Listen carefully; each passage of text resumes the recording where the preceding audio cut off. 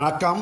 வாதியார் எம்ஜிஆர் என்ற நமது YouTube channel மூலமாக நான் உங்கள் வேல்முருகன். ஆட்சி பொறுப்பேற்றவுடன் அமைச்சர்கள் வாங்குகின்ற சம்பளத்தை, காங்கிரஸ் ஆட்சியில் 1000 ரூபாய் சம்பளம் வாங்கின அமைச்சர்களுடைய சம்பளத்தை அறிஞர் அண்ணாவின் ஆட்சி அமைந்தவுடன் அதில் சரிபாதியாக 500 ரூபாய் என்று சம்பளத்தை நிர்ணயித்தார் பேரறிஞர் அண்ணா.